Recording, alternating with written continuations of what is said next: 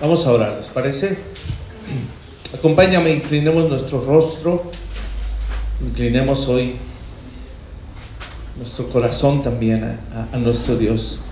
Padre amado, hoy nos acercamos a ti, Señor, con un corazón ferviente, apasionado por ti, dispuesto a seguir aprendiendo de tu palabra. Conociéndote más, nos enamoramos más de ti, Señor. Conociéndote más, Señor, vas transformando nuestro corazón de modo que se pueda reflejar en nosotros la gloria de tu Hijo amado. Señor, eso es no solo una bendición, un privilegio, ser conformados a la imagen de Cristo. Ayúdanos, Señor, te necesitamos esta mañana. Y habla en nuestro corazón hoy de tal manera que cada día podamos ofrecerte un sacrificio más excelente cada vez, Señor. Gracias porque nos has hecho piedras vivas y juntos somos una casa espiritual para ti, donde decidiste morar en medio de nosotros, en medio de tu pueblo, en medio de tu iglesia, que es cada uno de los creyentes aquí presentes, Señor. Y por eso te honramos, te bendecimos, Señor, y pedimos que hoy sea tu palabra solamente la que nos transforme. Úsame, Padre amado, que sea tu palabra y no yo. Es mi oración. En el nombre de Jesús te lo pedimos todo. Amén y amén. Muy bien, pues vamos a comenzar. Abran sus Biblias, por favor, en el libro de Daniel, capítulo 1. Y como estuvimos hablando hace 8 días respecto a la buena administración, quiero decirte y recordarte que el enfoque no fue respecto a las cosas materiales. No hablábamos de aspectos materiales, aunque está incluido. ¿Qué aspectos hablábamos? Acerca de la buena administración, espirituales. Aspectos espirituales, que es la gracia la que debemos ir administrando en nuestra vida conforme Dios la suministra a su pueblo. Porque si entendemos la gracia como lo que es, sabemos que dependemos de ella y la necesitamos. Es Cristo en nosotros, su Espíritu en nosotros, su palabra en nosotros, guiándonos y alumbrándonos. Y si no la sabemos administrar bien, pues vamos a sufrir pérdida. Y el Señor no desea eso. Quiere hacernos hijos de Dios, hijos suyos, hombres y mujeres fructíferos. Dile a tu hermano, fructífero. ¿Te acuerdas? No le digas papayón porque sonaba medio raro, ¿verdad? Ya después que escuché la prédica dije, no. Mejor fructíferos, ¿sale? Vamos el día de hoy a leer las escrituras. Si ya estás ahí, sígueme por favor con tus ojos. Dice así, Daniel 1:1 en adelante. En el año 3 del reinado de Joacim, rey de Judá, vino Nabucodonosor, rey de Babilonia, a Jerusalén y la sitió. Y el Señor entregó en sus manos a Joacim, rey de Judá, y parte de los utensilios de la casa de Dios, y los trajo a tierra de Sinar, a la casa de su Dios, y colocó los utensilios en la casa del tesoro de su Dios. Y dijo el rey a Aspenaz, jefe de sus eunucos, que trajese a los hijos de Israel del linaje real de los príncipes, muchachos en quienes no hubiese tacha alguna, de buen parecer, enseñados en toda sabiduría, sabios en ciencia y de buen entendimiento, e idóneos para estar en el palacio del rey, y que les enseñase las letras y la lengua de los caldeos. Verso 5. Y les señaló el rey ración para cada día de la provisión de la comida del rey y del vino que él bebía, y que los criase 3 años, para que al fin de ellos se presentasen delante del rey. Entre estos estaban, ahí están los nombres oficiales, los originales, ¿verdad? No los otros, que no sabemos casi siempre, Sadrach, Mesach y Abednego, pero estos no eran sus nombres. Sus nombres eran Daniel, Ananías, Misael y Azarías, de los hijos de Judá. A estos el jefe de los eunucos puso nombres. Puso a Daniel Beltsasar, a Ananías Sadrach, a Misael Mesach y a Azarías a Abed-nego. Y Daniel propuso en su corazón no contaminarse con la porción de la comida del rey, ni con el vino que él bebía. Pidió por tanto al jefe de los eunucos que no se le obligase a contaminarse. Y puso Dios a Daniel en gracia y en buena voluntad con el jefe de los eunucos. Y dijo el jefe de los eunucos a Daniel: temo a mi señor el rey, que señaló vuestra comida y vuestra bebida, pues luego que él vea vuestros rostros más pálidos que los de los muchachos, que son semejantes a vosotros, condenaréis para con el rey mi cabeza.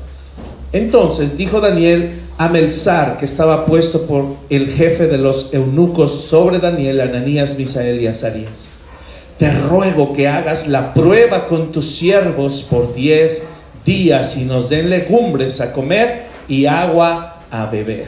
Compara luego nuestros rostros con los rostros de los muchachos que comen de la ración de la comida del rey, y haz después con tus siervos según veas. Consintió pues con ellos en esto, y probó con ellos 10 días. Y al cabo de los 10 días pareció el rostro de ellos mejor y más robusto que el de los otros muchachos que comían de la porción de la comida del rey.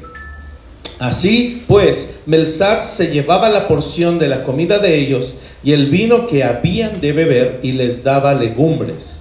A estos 4 muchachos Dios les dio conocimiento e inteligencia en todas las letras y ciencias. Y Daniel tuvo entendimiento en toda visión y sueños.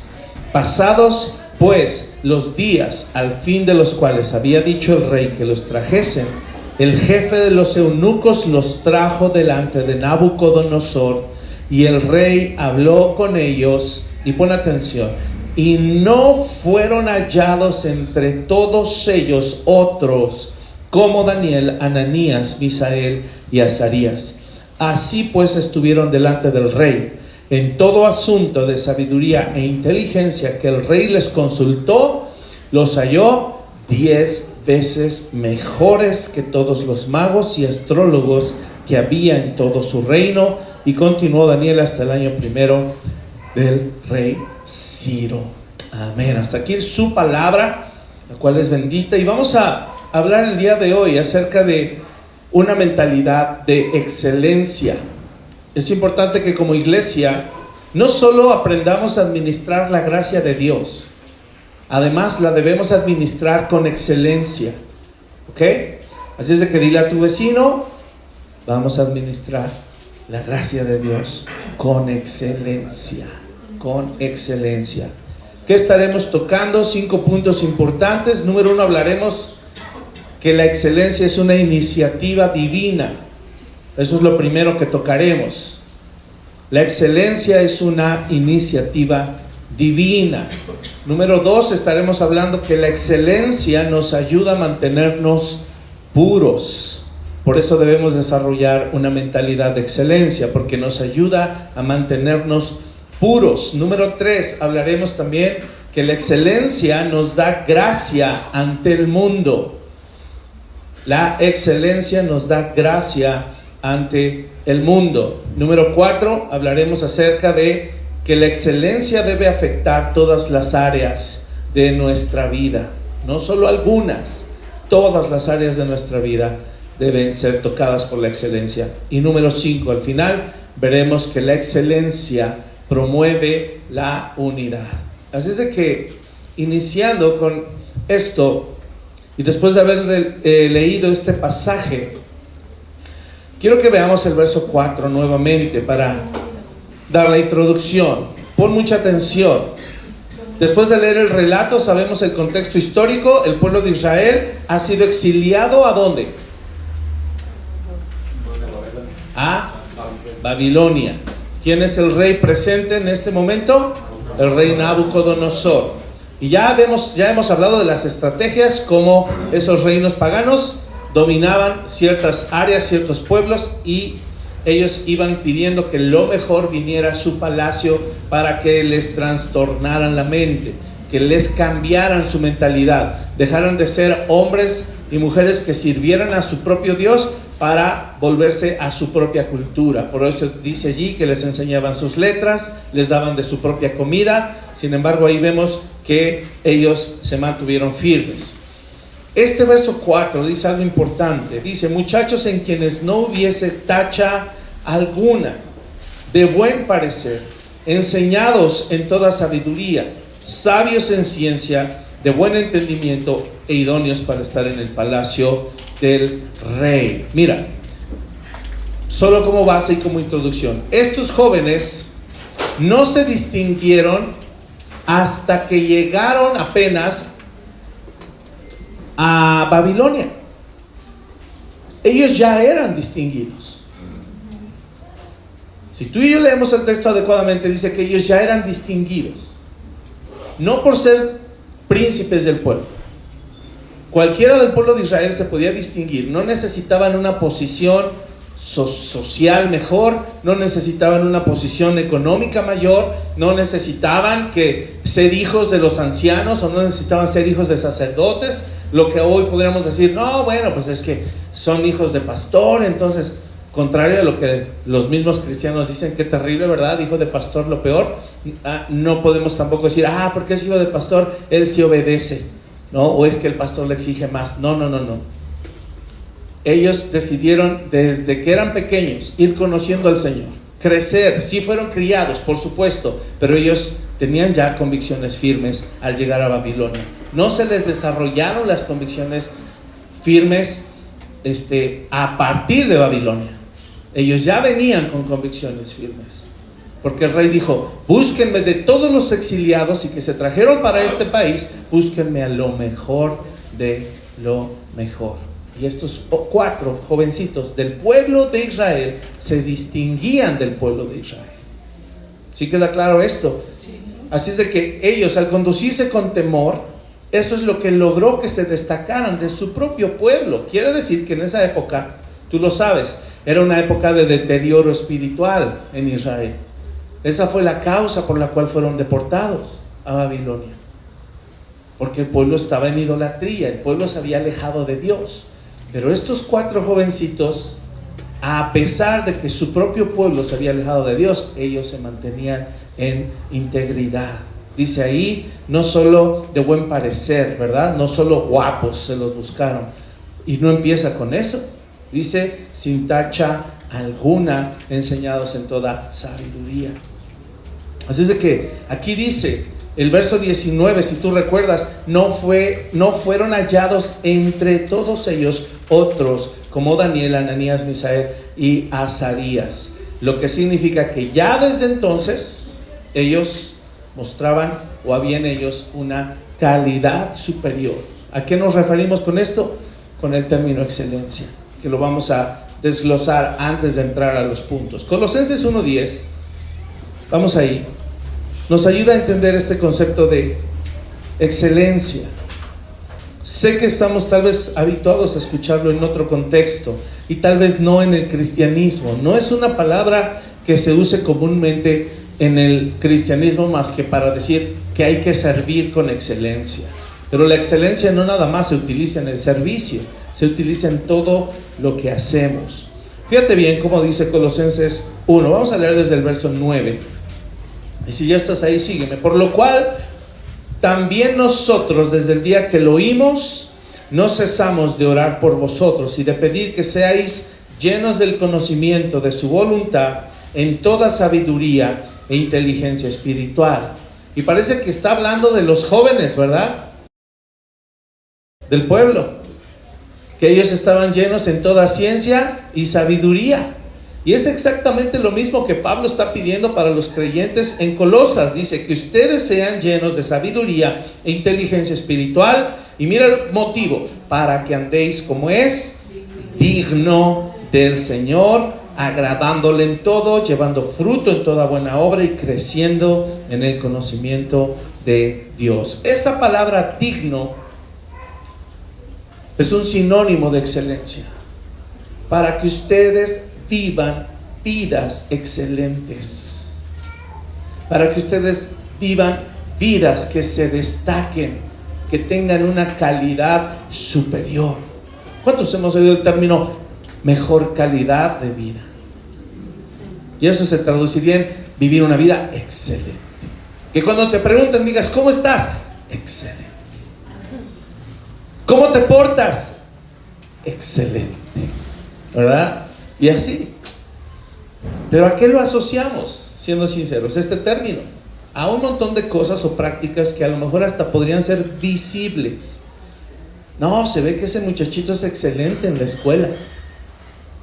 Bueno, a lo mejor saca muchas notas, pero ¿qué tal es de carácter? ¿Ah? Entonces, habría que entonces definir y separar. Igual, no, es empleado, hace su trabajo excelente, pero podría pegarle a su esposa en casa. La excelencia no la podemos remitir a una sola área de nuestra vida, hermanos. Y esta palabra digno, que andemos de una manera digna, ¿sabes a qué se refería? Viene de una palabra axios, y eso significa pesar algo en una balanza. Estas balanzas con dos platos, ¿recuerdan? Son balanzas antiguas. De un lado se ponían las pesas de un metal pesado, ya calibrada, y del otro lado se ponía el producto, para que en cuanto se nivelara, esa era la cantidad de producto que se vendía. Para eso se usaban las balanzas. ¿Cuántos recuerdan las tienditas de antes? No solo eran tienditas, eran verdulerías a la vez. Y tenían estas básculas que todavía vemos en el mercado, aunque esas son colgantes, ¿verdad? Pero estas otras tenían un indicador que cuando quedaba balanceado, que no tocaba ni arriba ni abajo, ese era el kilo supuesto que te vendían. Este tipo de balanzas, es interesante ver de dónde viene ese término. Andar dignamente es dar el peso. Es que se nos ha asignado un valor a nosotros y que damos el peso. Ahora la pregunta sería, en esta balanza de dos platos, ¿qué está del lado al cual nosotros tenemos que igualar el peso? ¿Cuál es la medida? ¿Cuál es el peso que Dios quiere que demos? Dios pone a Cristo en un lado de la balanza. Y cuando nos coloca en el otro lado de la balanza, ¿qué creen que deba suceder? Se tendría que igualar. Y eso es excelencia. Yo te pregunto si todas y cada una de las actitudes, acciones, palabras, pensamientos, todo lo que sale y nuestra vida produce, ¿tú crees que dé el peso? ¿Daremos el peso? No. Ahora, ¿qué es lo más increíble? Que en cuestión de justicia, nos lo comentaba hace rato el hermano Milton, ya somos justificados por la fe. Y como ya somos justificados por la fe, tenemos que cerciorarnos entonces de que sea una realidad en nuestra vida, que sea algo que anhelemos, que sea algo que persigamos, que cuando el Señor ponga nuestra vida, valor contra valor, Cristo contra nuestra vida, sepamos que es el mismo Cristo el que nos da el valor y el que nos hace dar el peso. Nunca lo podremos dar por nuestra cuenta, lo necesitamos a Él. ¿Okay? Así es de que es la única manera en la que el Señor nos va a poder evaluar y va a poder decir: cada día te pareces más y cada día estás más conformado a la imagen de mi Hijo Jesús. Dios pone a Cristo, dijimos, en un lado y espera que al colocarnos nosotros demos el peso. Repito, eso es excelencia. Ahora, excelencia no es aspirar a la perfección, lo decía yo hace 8 días. No podemos ser perfectos, no lo vamos a lograr nunca en esta tierra. Y tú y yo podríamos decir: entonces nunca vamos a dar el peso. ¿Qué crees? Que sí, al final de nuestros días, cuando seamos glorificados, cuando termine la carrera, cuando termine el proceso de santificación, dice la primera carta de Juan, que seremos tal como es Él. Y por eso le podremos ver cara a cara y ya no caer muertos. Si tú y yo le viéramos cara a cara hoy, velas. Nos estamos perfeccionando y preparando para un día poder ser perfectos y estar delante de Él. Pero eso es hasta que nos muramos y resucitemos, o hasta que Él venga, lo que pase primero. La excelencia entonces no es aspirar a la perfección, hermanos. Dijimos que es cuando algo tiene una calidad superior.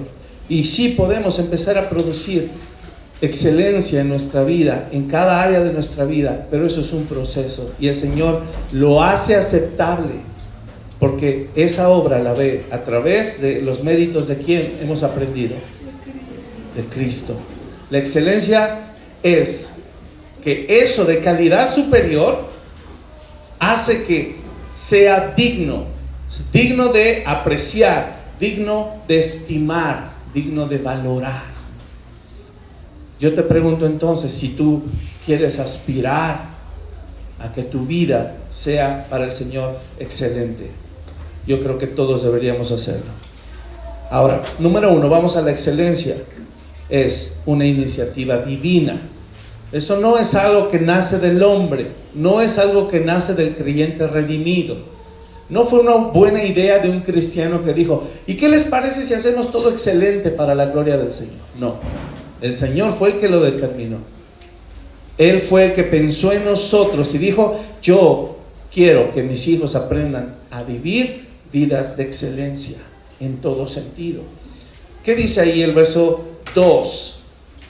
Y esto a mí me encanta porque cuando tú y yo lo vemos, no en Colosenses, acuérdense de no quitar su dedo en el libro de Daniel, regresemos allí. En el capítulo 2 dice, y el Señor ¿qué? Entregó en sus manos a Joacim, rey de Judá. Está diciendo, en el plan soberano de Dios, Dios tenía determinado que así sucediera. Dios ya había planeado que el pueblo se fuera deportado a Babilonia. Eso entra en sus planes soberanos. Y eso es solo un pequeño ejemplo de que el proceso a través del cual iban a pasar estos 4 jóvenes, porque sí llegaron ya con un nivel de excelencia, ya se destacaban, ya había una calidad superior en sus vidas por el temor de Dios, pero no era suficiente. Ahí tú sabes cuántas pruebas vivieron ellos. Vivir en medio de una nación pagana que todos los días deshonraba a Dios no fue fácil para ellos. Así es de que ellos fueron creciendo también. Dios preparó un proceso para ellos en Babilonia. Y cuando cayó Babilonia y viene el otro reino, igual. Y así, Dios lo planeó porque estaba en sus planes. Para ti y para mí es igual. A veces nos preguntamos, Señor, si este ya es un mundo corrupto, caído y cada vez va de mal en peor, ¿por qué no nos llevas ya? La respuesta es sencilla, porque en su soberanía Él quiere que sigas creciendo, que te sigas conformando a la imagen de Cristo y que tu vida se vuelva cada vez más excelente. Nuestra mente debe renovarse en cuanto a la excelencia. No es superación personal, no es un motivo nacido de tu corazón porque quieres tener una mejor casa, un mejor coche, vivir en una mejor colonia, o quieres ser un mejor padre, o quieres ser un mejor esposo, o quieres ser un mejor servidor. No es una iniciativa que nace en tu corazón. Es el impulso natural que Dios pone en el corazón de cada creyente. El que no nos conformemos, el que no seamos mediocres, que avancemos en nuestra vida espiritual. Que le empecemos a dar importancia a lo que el mundo no le da importancia. Tenemos que aprender a desechar lo que el mundo valora como excelente, valioso, digno de alabar, digno de elogiar, digno de imitar. Lo tenemos que desechar y tenemos que sustituirlo por lo que la palabra dice que es digno, aquello que va a ser excelente. Es desde que si el Señor preparó un tiempo para que estos 4 jóvenes fueran a Babilonia y también siguieran desarrollando la excelencia, el propósito de Dios al tenernos en este mundo corrupto es el mismo. En su soberanía Él nos va a probar. Sus planes, recuerda, son perfectos y Él va a permitir que seamos probados para producir en nosotros mayor excelencia. Segunda de Corintios 4. A partir del verso 7.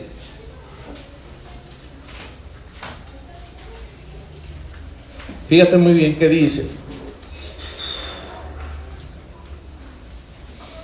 Y aquí es en donde poquito va a poder amarrar este concepto de que la excelencia no es un concepto humano, es una iniciativa divina.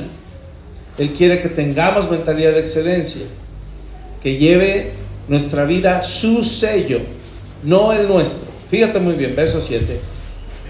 Pero tenemos este tesoro en vasos de barro, para que la excelencia del poder sea de Dios y no de quién, y no de nosotros. Y ahí a veces, cuando le servimos al Señor, ¿cómo nos quejamos por esta vasija que nos dio? Implicando todo, no solo lo físico, no solo la uña fea de ti que no te gusta, ¿ah? No solo los ojos que no te gustan, no solo tus brazos que no te gustan. No me refiero a lo físico. Incluso a veces nos estamos refiriendo a las capacidades intelectuales, las capacidades artísticas, las capacidades creativas, los talentos, los dones que el Señor ha repartido, tan diversos a cada uno. ¿Cómo a veces podemos llegar a quejarnos por esta vasija de barro y decir: Señor, ¿por qué no me hiciste mejor güero de 1.90? Y el güero de 1.90, ¿por qué no me hiciste chaparrito moreno? ¿Ah? No sabemos, a lo mejor estos están acomplejados de que son garrochas, ¿verdad? Y quisieran ser chaparritos morenos. Sino en cuanto a: Señor, yo quiero servirte de una mejor manera, pero generalmente es porque tenemos tocado el concepto de excelencia. Y lo que el mundo dice: wow, lo visible, no. Porque Dios, ya hemos aprendido, mira el corazón. Y por eso me encanta este versículo. Dice: tenemos este tesoro en vasos de barro, para que la excelencia del poder sea de Dios y no de nosotros. Voy a seguir leyendo. Que estamos, mira, atribulados en todo, mas no angustiados, en apuros, mas no desesperados, perseguidos, mas no desamparados, derribados, pero no destruidos, llevando en el cuerpo siempre, por todas partes, la muerte de Jesús, para que también la vida de Jesús se manifieste en nuestros cuerpos. Porque nosotros que vivimos siempre estamos entregados a muerte por causa de Jesús, para que también la vida de Jesús se manifieste en nuestra carne mortal. No sé si ya sabes entonces para dónde voy. Que la excelencia suprema, la calidad superior que se nos debe ver, no debe ser en nuestra carne. Debe ser Cristo aún en nosotros. Dice: aún en nuestra carne mortal. ¿Cómo es eso? Que la vida de Jesús se manifieste en nuestra carne mortal. Alguien que ejemplificaría perfectamente esto es Nick Vujicic. ¿Cuántos lo conocen? Tremendo el hombre, no tiene pies. Bueno, un intento de pie, ¿verdad? Él mismo le llama aleta, que tiene una aleta acá abajo. Una, no dos, una. Y sin brazos. El brother nada, anda en patineta, da seminarios por todo el mundo y Dios lo usa de una manera hermosa. Él mismo da su testimonio: yo me quería matar. No tenía ni la capacidad de matarme. Si lo ubican, ¿verdad? Se casó con una mexicana. ¿Qué vio esa chica en él? Vio a Cristo en su carne, vio a Cristo en su cuerpo mutilado, defectuoso por nacimiento. Qué tremendo es eso. Sigo leyendo, verso 13. Pero teniendo el mismo espíritu de fe, conforme a lo que está escrito: creí, por lo cual hablé. Nosotros también creemos, por lo cual también hablamos, sabiendo que el que resucitó al Señor Jesús, a nosotros también nos resucitará con Jesús y nos presentará juntamente con vosotros. Porque todas estas cosas padecemos por amor a vosotros, para que, abundando la gracia por medio de muchos, la acción de gracias sobreabunde para gloria de Dios. Por tanto, no desmayamos, aunque nuestro hombre exterior se va desgastando, el interior no obstante se renueva de día en día, porque esta leve tribulación momentánea produce en nosotros, ¿qué cosa?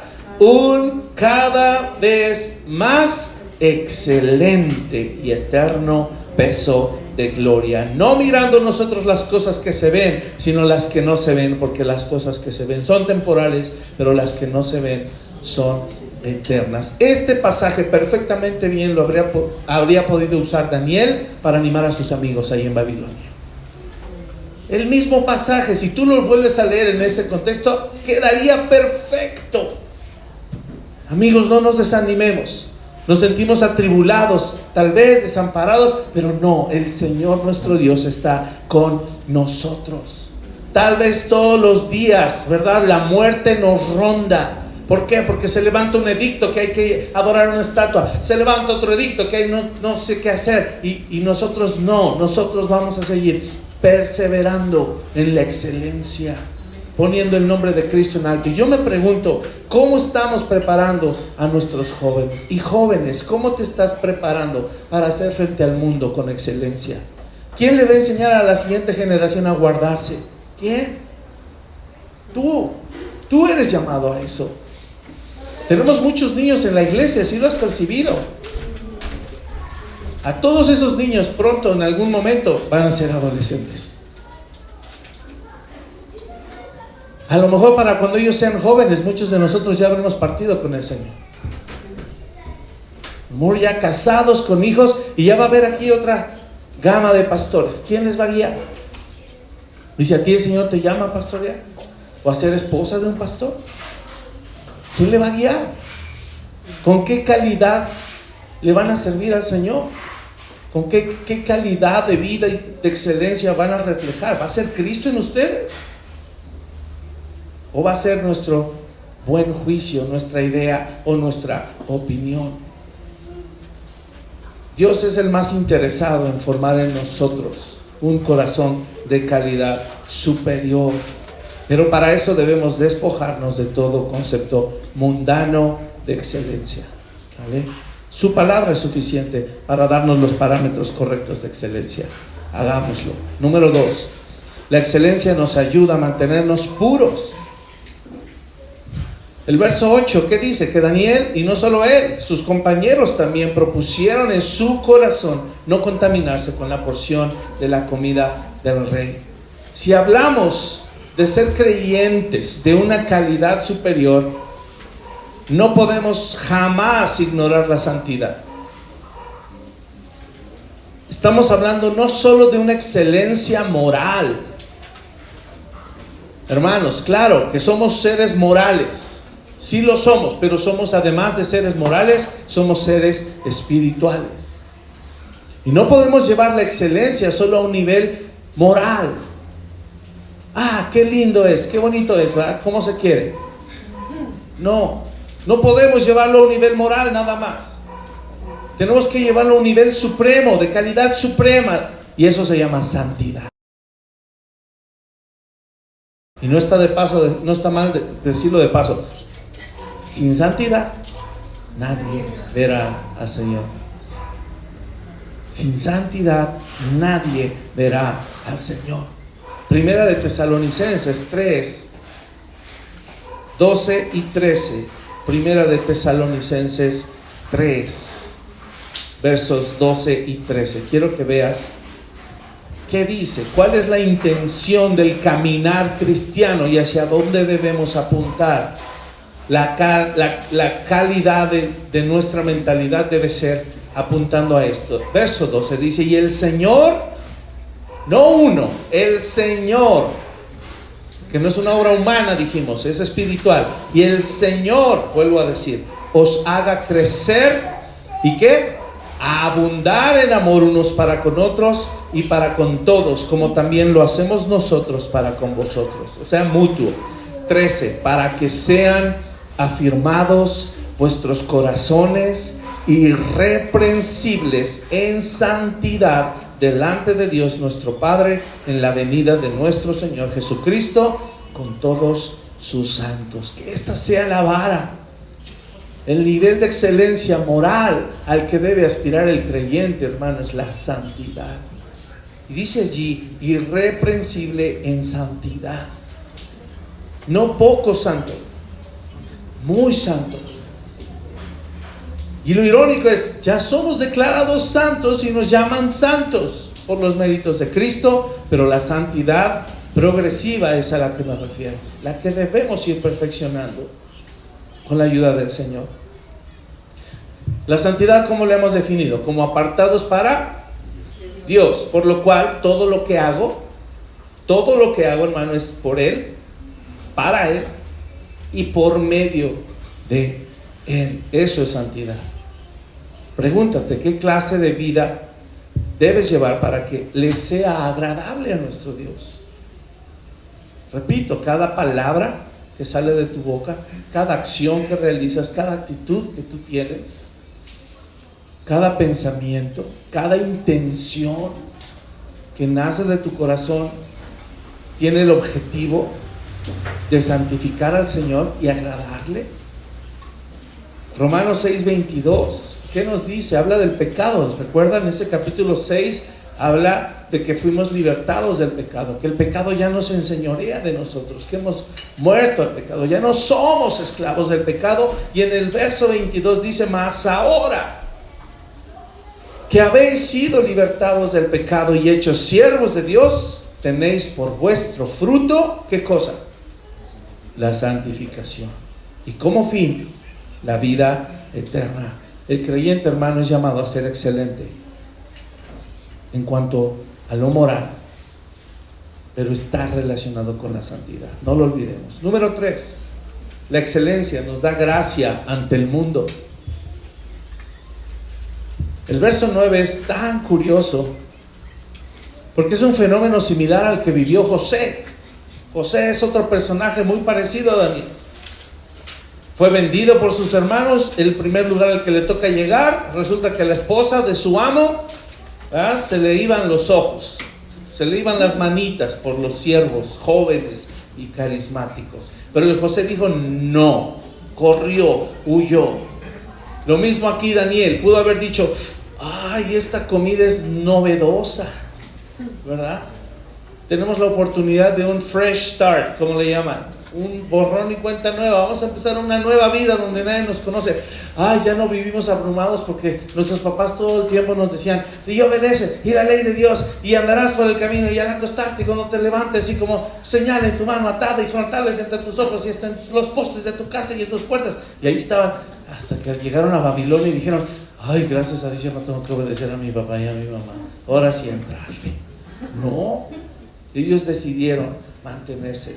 Y aquí me encanta porque entonces dice que el Señor, el respaldo del Señor, verso 9, y puso Dios a Daniel en gracia y en buena voluntad con el jefe de los eunucos. Mira, quiero decirte, este hombre, por cierto, ahí viene su nombre, ¿no? Melzar, ¿verdad? Era el nombre del jefe de los eunucos. No era fácil persuadir a alguien con un cargo oficial de desobedecer al rey. No sé si lo estás dimensionando. En Babilonia, el jefe de los eunucos tenía su lealtad y su obediencia total al rey Nabucodonosor. Y llega un muchachito de quién sabe dónde, de un tal lugar llamado Israel, que nuestro rey poderoso conquistó, los trajo deportados, y ahora resulta que el niño viene aquí a dar orden. No fue así. ¿Qué pasó allí? Tanto que un oficial con un cargo dado por el rey específicamente, en un proceso de mentalización, de adaptación, de transformación de identidad, era una estrategia ya hecha. Recuerden, los grandes imperios que se han levantado, guiados por un espíritu demoníaco, usan toda clase y estrategia de manipulación, en la cual Satanás es experto. Estamos hablando de uno de los reinos que tiene que ver con el movimiento del anticristo, en donde Satanás estuvo involucrado allí. Los poderes de oscuridad influenciando las mentes de los que viven esclavizados por el pecado. Pero Dios le da gracia a un muchachito para cambiar las reglas del juego. Tremendo. Si lo dimensionamos, si lo ponemos en esa perspectiva, es increíble cómo la excelencia que ahora es traducido a andar dignamente, vivir en santidad, nos puede dar el respaldo de Dios en cualquier ámbito. No tengamos temor. No tengamos temor de vivir en un mundo corrupto que parece ser que ahora va en contra y se opone a todo lo que se llama Dios. Eso es el espíritu del anticristo. Pero si tú y yo aspiras a excelencia espiritual, Dios te puede dar gracia ante tu jefe, ante tu jefa, ante tus vecinos y ante cualquier persona. Hay veces que el Señor planea lo contrario, que haya oposición también, pero generalmente nuestro Dios nos respalda. Y eso es una bendición cuando no lo hacemos por nuestro deseo, en nuestra propia decisión. Vuélvelo a leer, fíjate, puso Dios a Daniel. No dice, y como Daniel era espectacular. No, fue Dios ahí moviendo en su soberanía su mano. Puso en gracia y en buena voluntad con el jefe de los eunucos. Y no solo él, repito, otros. Que si vemos los niveles en donde se movieron, Nehemías, ¿tú recuerdas Nehemías? Le dio gracia también. Y así puedo seguir citando. Primera de Pedro nos ayuda a respaldar esto. Y nos exhorta el apóstol Pedro a que vivamos con esta mentalidad de excelencia. Primera de Pedro 2, 11 y 12 dice: amados, yo les ruego como a extranjeros y peregrinos que se abstengan de los deseos carnales que batallan contra el alma, manteniendo vuestra buena manera de vivir entre los gentiles, para que en lo que murmuran de vosotros como de malhechores, glorifiquen a Dios en el día de la visitación al considerar vuestras buenas obras. ¿Tenemos responsabilidad de dar testimonio ante los gentiles? Sí, también. Que esa excelencia, esa mentalidad que el Señor transforme en nuestro corazón, impacte a otros. Es tremendo. Mira, cuando se hace de la manera correcta, vemos cómo el Señor mueve lo necesario. Ahora que estuvimos allá en San Agustín Axompa, llegamos a la explanada, y era la explanada del Palacio Municipal, donde había un deportivo. Y pues ves todo puesto, digo, se ve como de congreso, ¿no? Pues está el escenario, las lonas, y todo con excelencia. Y creo que les platiqué del jovencito que fue el encargado de organizar todo el evento. Y nos platicaba mi tía y me decía: mira, este jovencito fue el que fue y que nos consiguió todo esto. Y cuando tú ves al jovencito, igual, qué terrible es, ¿verdad? Cuando a veces a nuestros ojos traemos todavía esa mentalidad y decimos: ¡ay, qué tremendo! Conseguirlo sin costo alguno en un pueblo católico, porque al lado estaba la supercatedral, y enfrente de la supercatedral la explanada y los cristianos glorificando al Señor. Conseguido por un jovencito que si tú lo vieras dirías: ¿qué va a ir a hablar? Es de pueblo. Pero fue con el presidente municipal y halló gracia y le concedieron. Y así hemos sido testigos de cuántas veces el Señor nos avala cuando se trata de sus planes, cuando se trata de su obra, de su iniciativa. Así es que Él te va a poner en gracia si hay oposición, no dudes. Número 4, la excelencia debe afectar todas las áreas de nuestra vida. Decíamos, no solo unas cuantas, todas las áreas de nuestra vida. Colosenses 3:23. ¿Y por qué digo todas las áreas de nuestra vida? Porque mira, estos jovencitos podrían haber aminorado, ¿verdad? Como dice allí en el versículo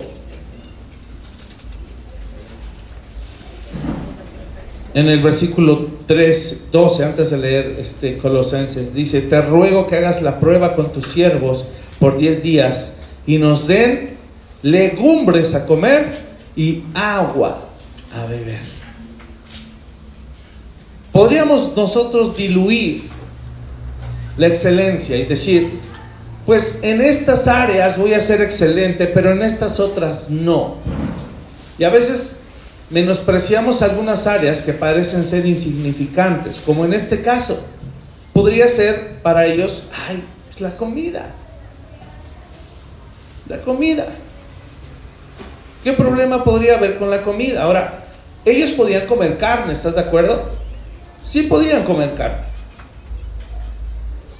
Pero había una clase de carne o varias clases de carne que no podían comer. ¿Cómo cuáles? Carne de cerdo.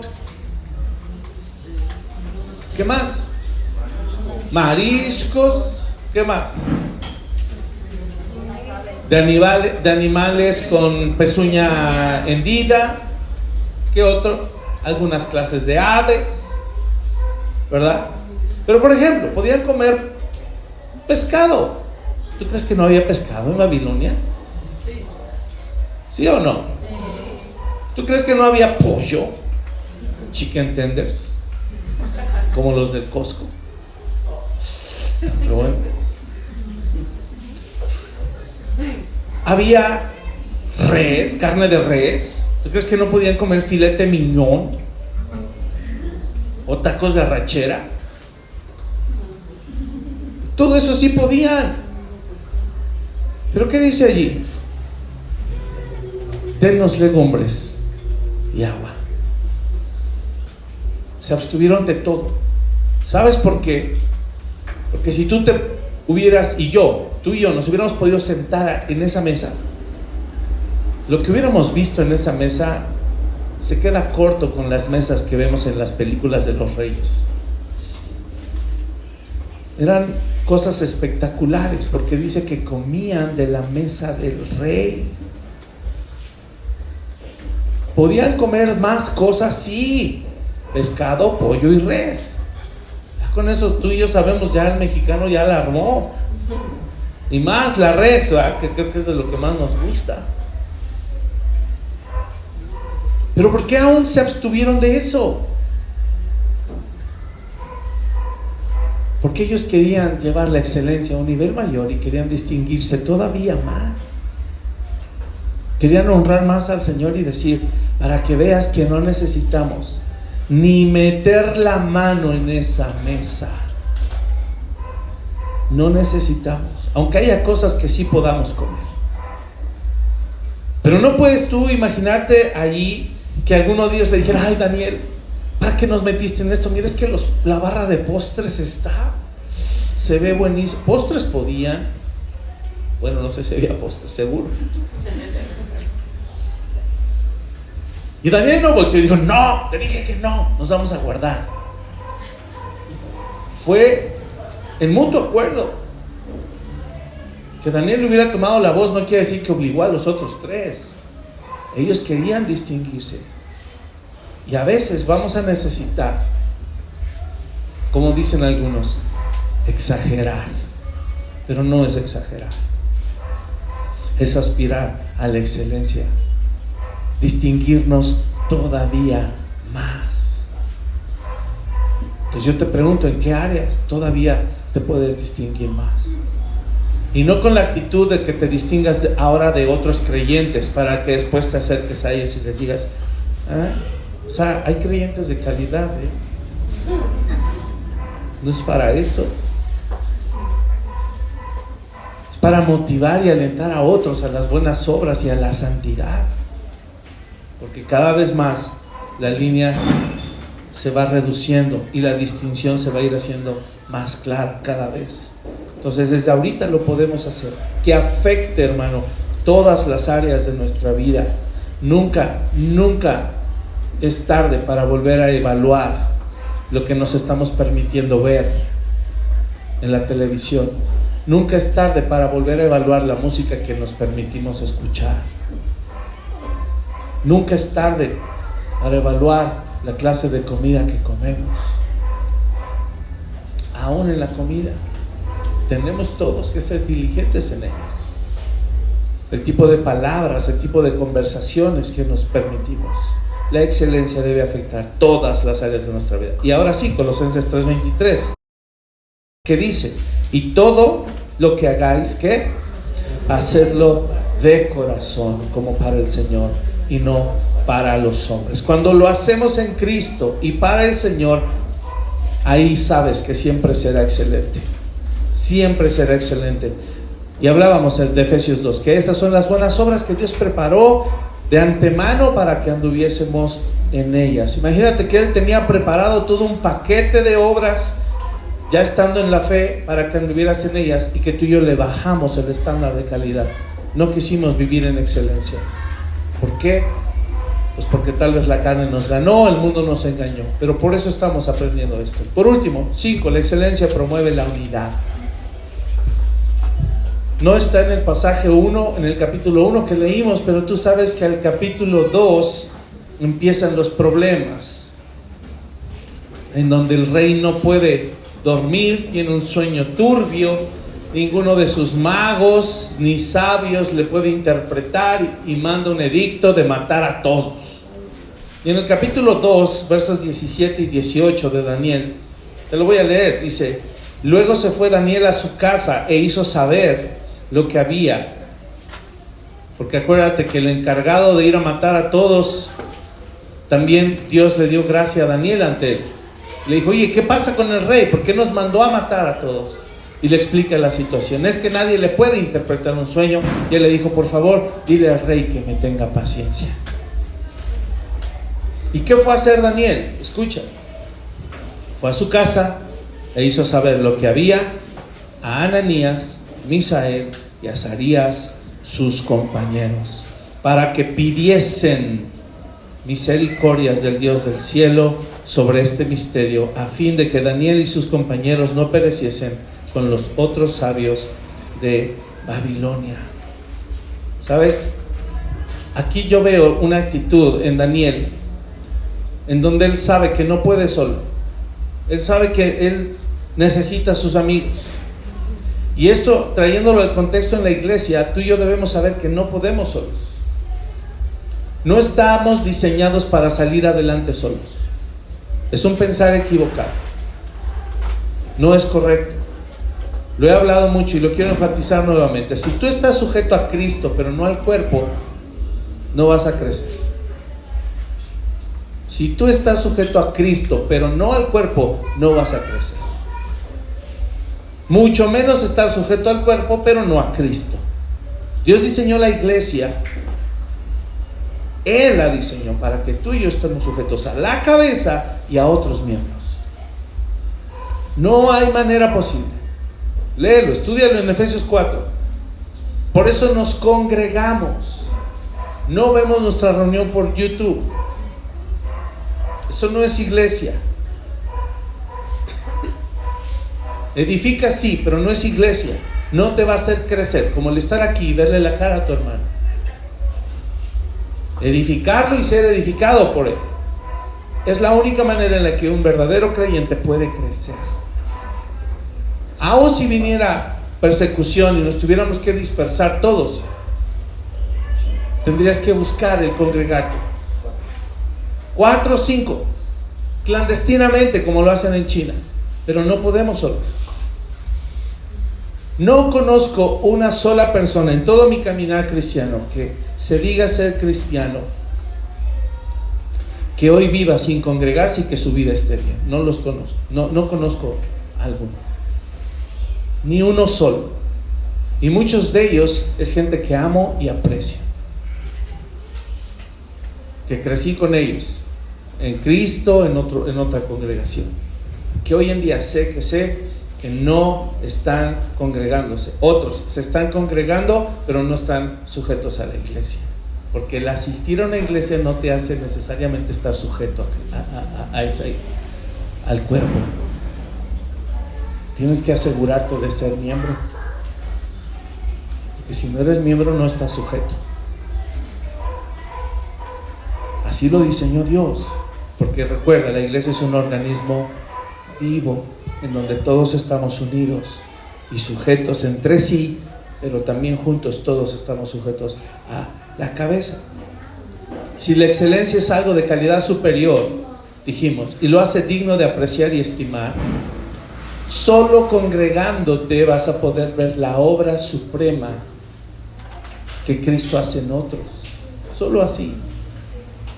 Y si tú y yo no empezamos a aprender a valorar lo que Cristo hace en otros y a verlo como supremamente valioso, no vamos a poder percibir la excelencia ni desarrollar la excelencia en nosotros también. Pablo le dijo a los corintios: qué bueno que abundan en dones. ¿Te acuerdas?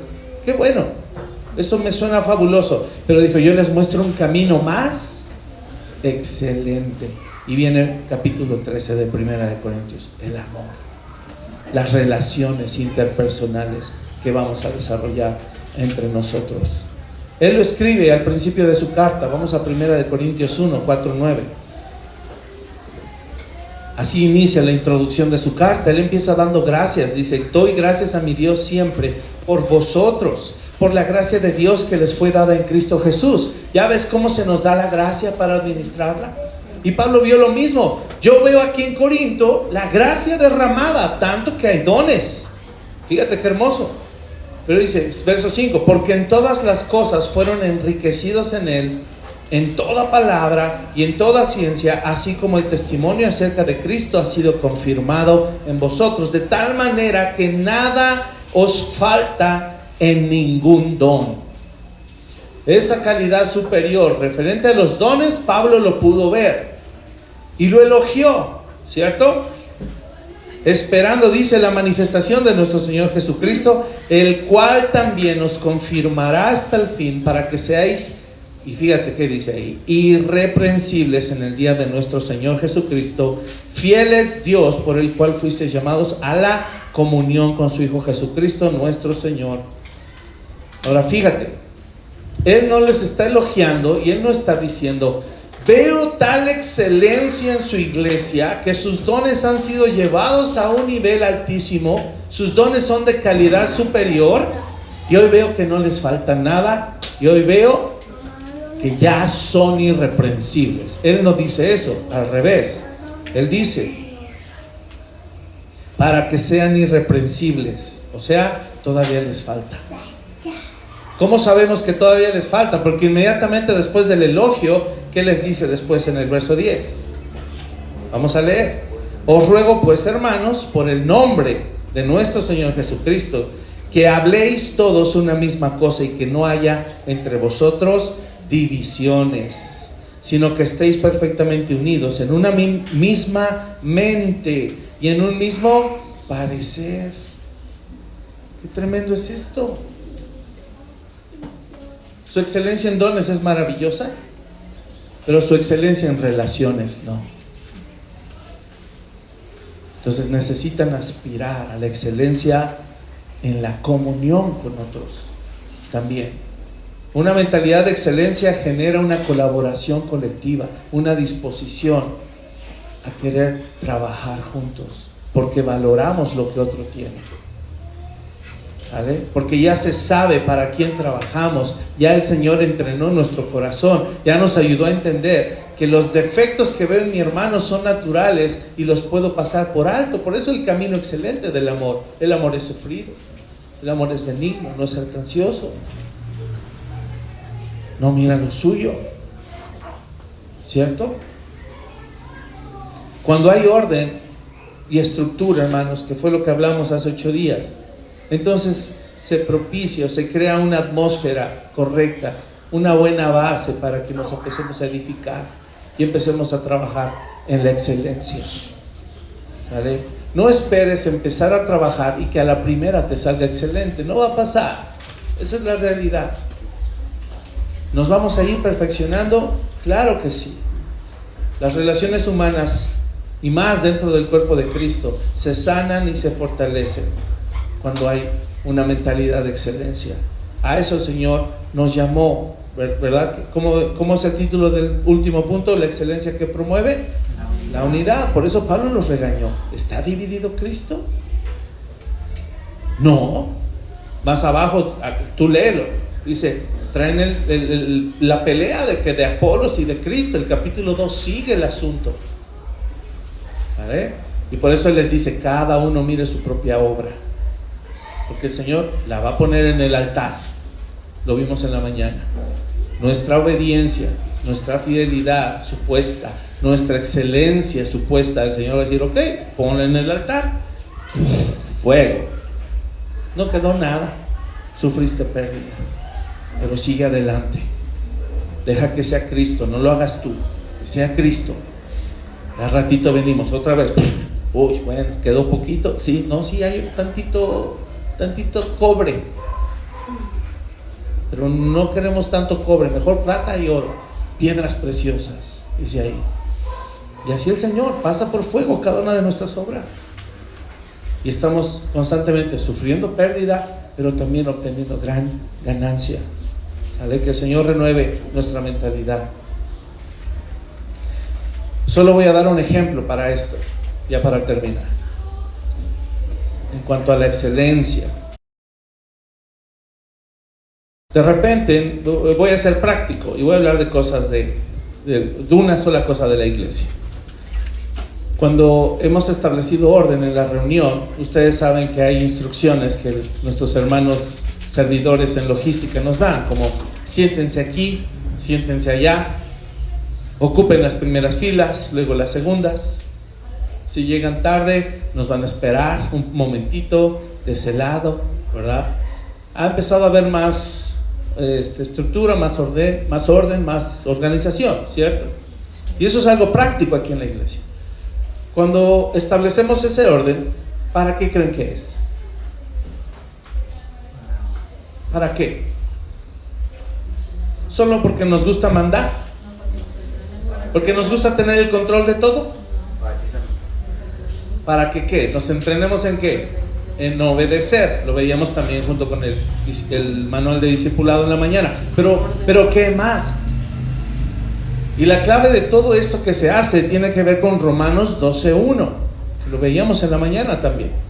¿Con qué tiene que ver?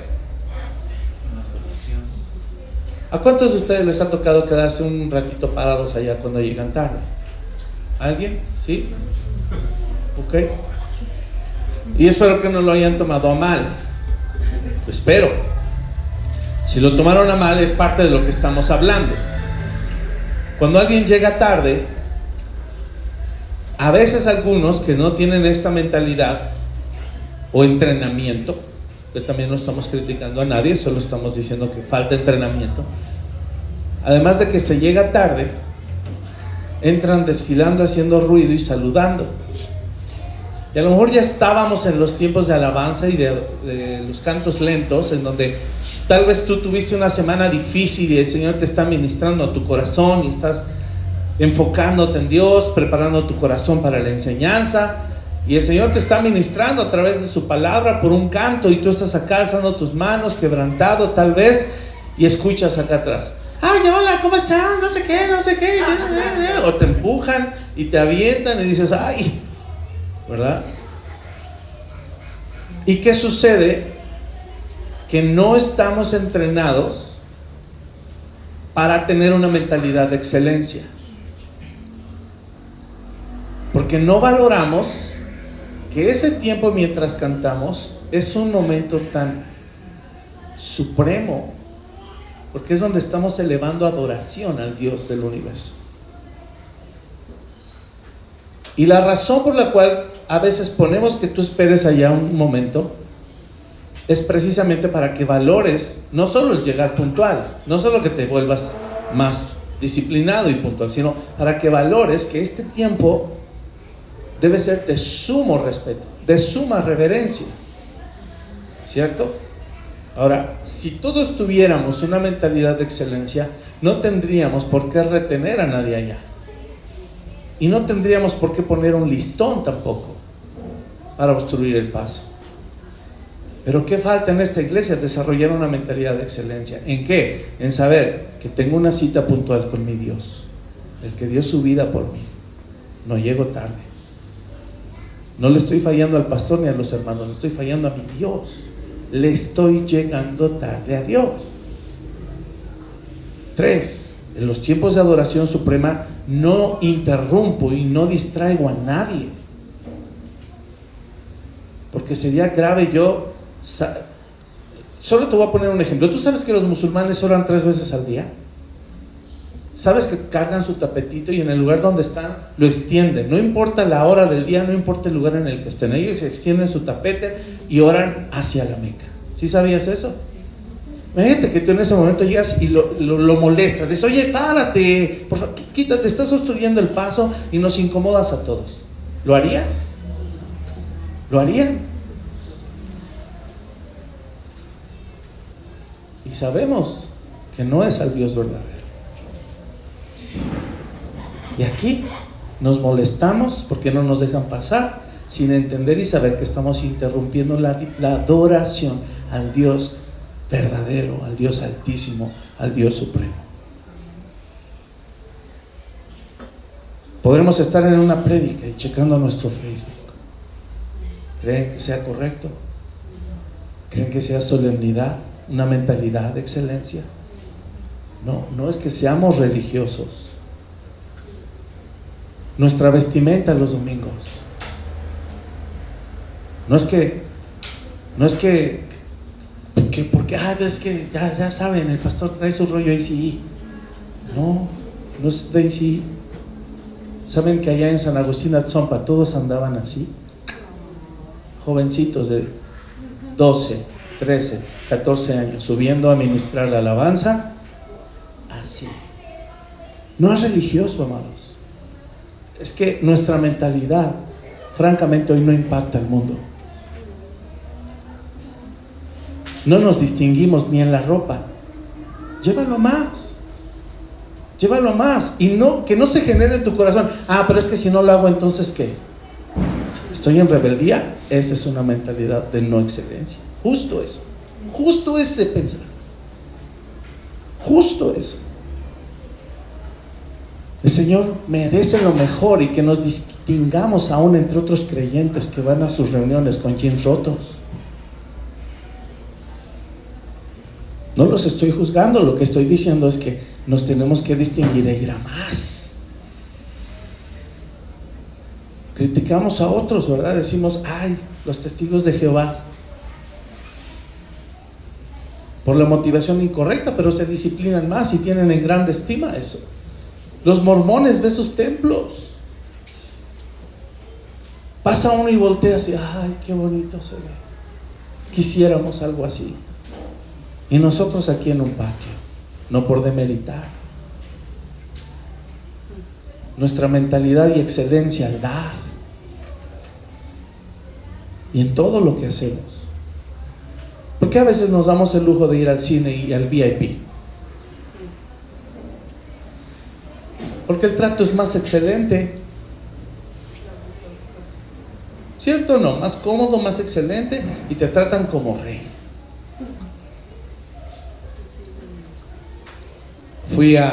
Hace tiempo, ya con esto acabo, fui a revisar una escuela y hace unos meses, de unas hermanitas con un corazón excelente. El papá de ellas, que era el pastor, murió. Y me recibieron con tal calidez, aunque no me conocían, solo de vista, me recibieron con tal calidez que no me quería yo ir. Increíble. Le hablé yo a Pichi y dije, amor, estoy acá y esto está fabuloso. Pero no porque nos guste que nos traten bien, sino por la actitud de su corazón. Eso fue lo que a mí me impactó. Y me dieron tour por toda es un edificio que sí parece una casota, pero hasta arriba, en la azotea, está el santuario del templo. Y me sube la hermana y me dice: mire, hermano, entre. Y entra. Y ella entró así, como han visto las princesas de Disney, ¿no? Cuando entran animosas y se les mueve el vestido así. Y así entró. Y daba vueltas y la faldota larga le volaba, ¿verdad?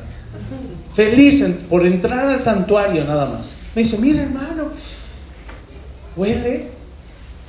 Y sí, olía algo diferente. Dije: sí. ¿Qué es? Digo: es la madera. Todo el atrio estaba hecho de madera. En el techo había vigas de madera y las bancas eran de madera. Me dice: sí, hermano, es de cedro. Pero me lo dijo con una emoción que dije: está bien, es de cedro. Y yo no entendía, ¿no? Pero ¿verdad que huele rico? Imagínense a los hermanos entrando a la casa de Dios oliendo a cedro. Así me dijo. Y yo seguía así de: tan padre. No, yo aquí no pondría cedro, la verdad. Nada más porque los niños se ensucian, ¿ah? Tanto los de la casa como los de la escuela, porque nomás la pura familia ya tiene suficientes para una escuela sola. Y después me lleva a otra oficina, un privado, donde es un cuarto muy bonito, que tiene un comedor, una salita como de descanso. Me dice: mira, aquí traemos a los predicadores invitados, que se refresquen, que descansen, los atendemos. Me dice: mi papá era un hombre trabajador, un hombre de Dios que nos enseñó a sembrar, nos enseñó a dar. Dice: y muchos pastores, cuando venían de invitados, le decían a mi papá que querían ir a nuestra casa. Y además son hermanas dulces, que siempre sonríen y te hablan de una manera bien hermosa. Y me decía: ¿y sabe? Mi papá los llevaba allá a nuestra casa. Y cuando entraban a nuestra casa, después de haber venido al templo, entraban a nuestra casa y se quedaban sorprendidos. Y yo: ¿por qué, hermana?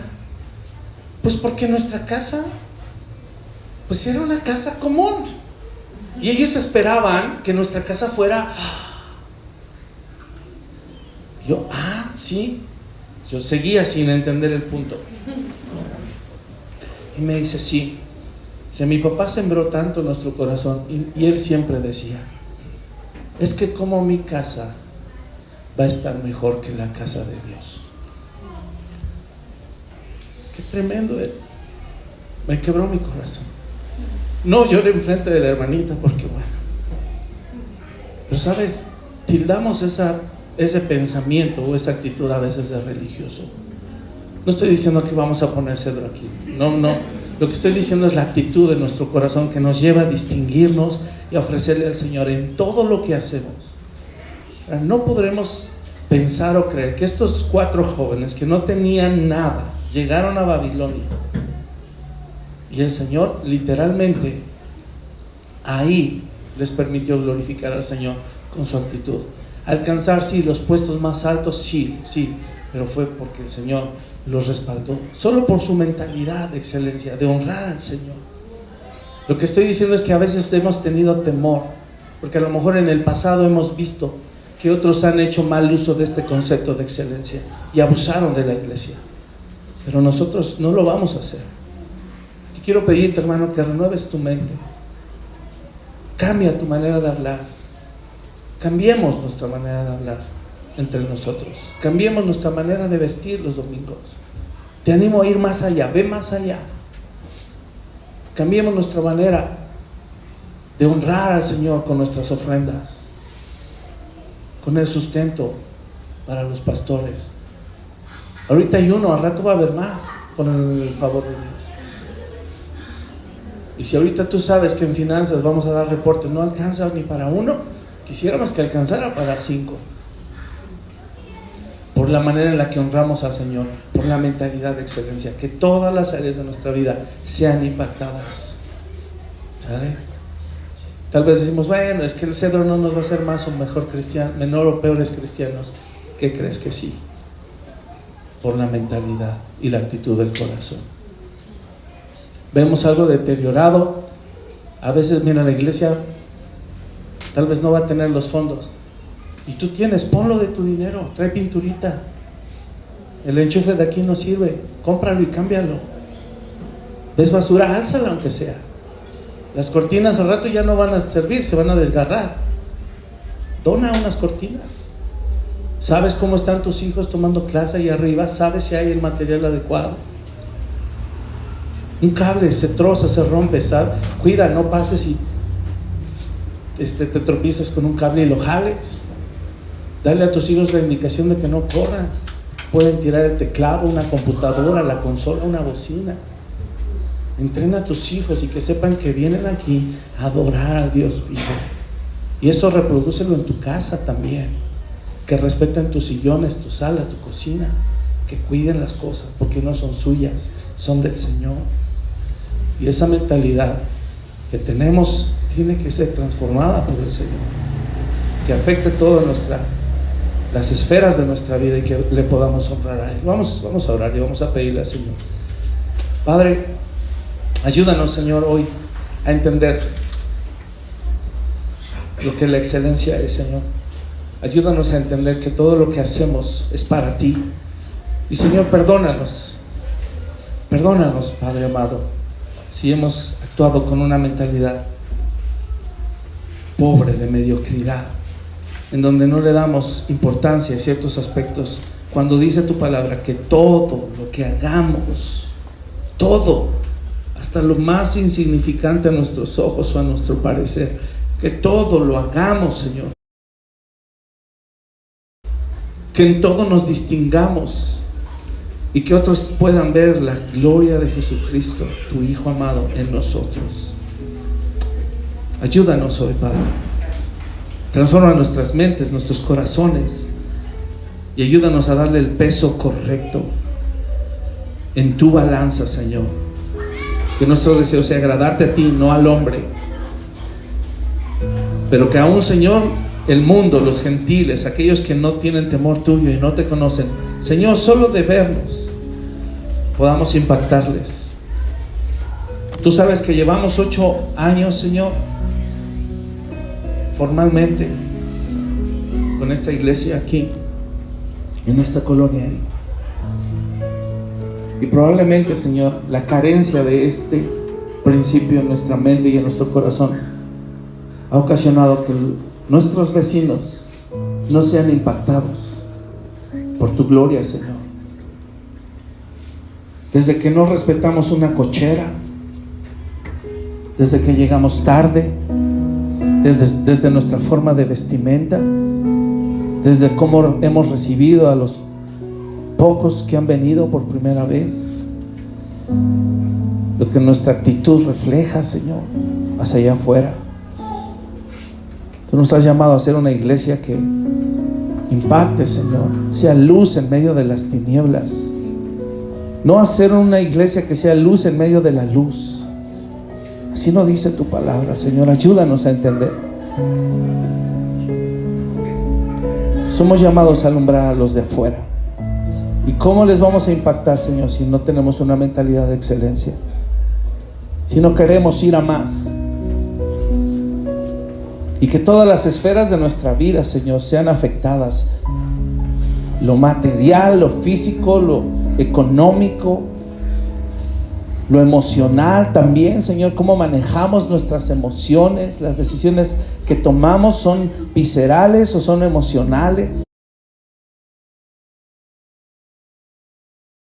En lo intelectual, si le damos más peso a lo intelectual que a lo espiritual, o menospreciar también lo intelectual. Señor, ayúdanos que todo sea un balance perfecto y que hagamos todo tal cual tú nos lo pides, Señor. Y en especial lo espiritual, mi Dios, porque no somos más que meramente vasijas de barro para que la excelencia del poder sea tuyo, Señor. Ayúdanos a ser transformados y renovados en nuestra mente y en nuestro corazón, para que otros vean, Señor, que tú eres real, que otros vean cómo nos amamos también nosotros, la unidad que promueves y propicias dentro de tu iglesia. No estamos, Señor, en una situación muy distinta a la de Daniel y sus amigos. Hoy este mundo ya no valora lo que somos. Hoy el mundo ya no valora tu palabra. El mundo ya no te valora a ti como el Dios supremo. ¿Cómo estamos nosotros reflejando eso ante ellos? ¿Cómo estamos valorando eso? Padre, ayúdanos a enfocarnos, a realinear nuestros conceptos, y que ya no sea nuestro juicio, que sea el tuyo. Y anima nuestros corazones para que lo hagamos con el deseo de agradarte a ti, Señor. Esa fue la diferencia que tú viste en la ofrenda de Abel y en la ofrenda de Caín.